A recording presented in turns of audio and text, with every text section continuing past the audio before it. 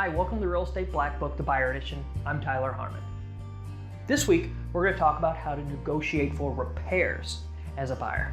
Now, one big thing to take away right when we get started here is per the contract, the seller, they don't have to agree to anything. You're buying a house as is. But also know that if they don't agree to anything, you don't have to close this thing. You have all these inspection periods for this reason. So it's in both people's interest to work together in harmony to get this thing closed because that's what you both want. However, when you're dealing with a request, there's really two separate ways that you can ask for a request. And usually it's a mixture of both.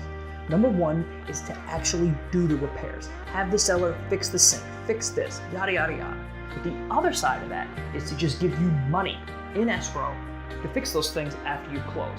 It really depends on what the issues are and how you want to get those fixed. If they are more superficial things that you want to change the way something looks or something's cracked or something like that, you're better off asking for the credit and fixing it yourself. Because if you ask for the seller to fix it, they may not have the same standard that you want this thing to be repaired. Remember, they're moving out of this house, so they really don't care anymore.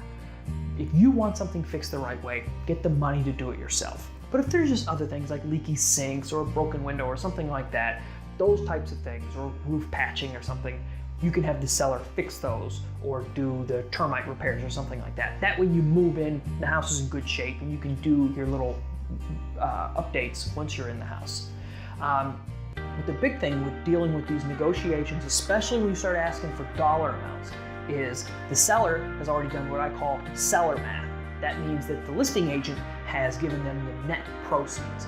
Now that's kind of self-explanatory, but what that is a sheet that has the sales price minus their loan amount, minus all the cost of selling, and the rest is the check they're going to get once this thing closes. That's what's going in their pocket. So when you start asking for money, really you're taking that out of their pocket. It was much more abstract when we were negotiating on price because they didn't know the dollar amount that they were taking home. So now that they do know that number, everything changes and it's more difficult to negotiate for these things. That's why when we are negotiating with this, it's really important that we take care to be clear as a bell with the negotiations. It's like a big game of telephone. The buyer tells me, I tell the listing agent tells the seller tells the listing agent tells me, I tell the buyer. It's a big, long, drawn out thing. So as clear as we can be, the better. I remember when I used to sell mortgages, I had a guy who sat next to me. He didn't know how to ask awkward questions, so he just didn't ask them. Now, when that kind of thing happens, these things can blow up in your face and these deals can start to hang by strings and they give me gray hairs. So with that, I like to be very clear and upfront, and that begins when we start to write the offer on these things if there are issues that we know are going to come up in the repairs.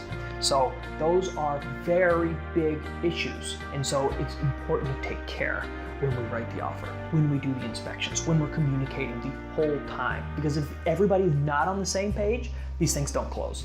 1 in 3 don't close because these negotiations break down. It's not because of the house itself, it's just because the negotiations break down for one reason or another.